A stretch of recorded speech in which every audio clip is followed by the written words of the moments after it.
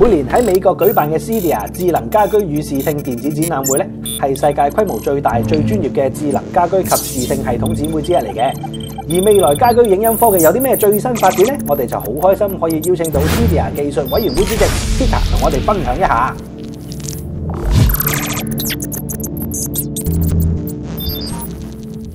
So I'm going to get slightly scientific here. A Blu-ray disc, the colour is encoded with 8 bits for each colour. HDR comes in many different flavours. Probably the most popular one is something called HDR10. And for HDR10, the clue is in the 10. The colour is encoded with 10 bits.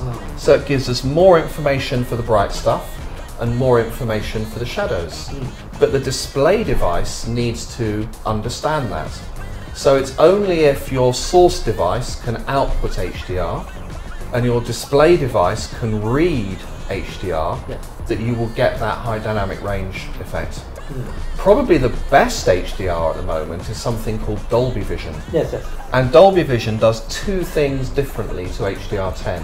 Firstly, Dolby Vision is 12 bits per colour. And secondly, with HDR10, there's one set of parameters it uses for the movie.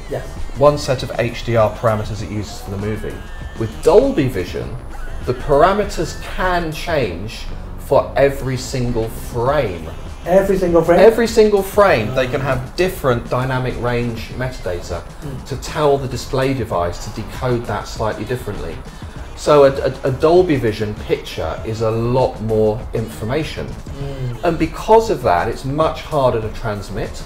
You need a lot more bandwidth to transmit it.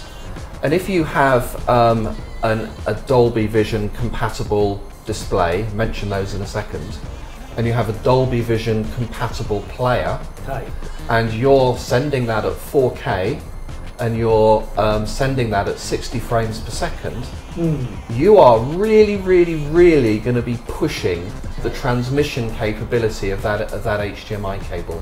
So it's very high bandwidth.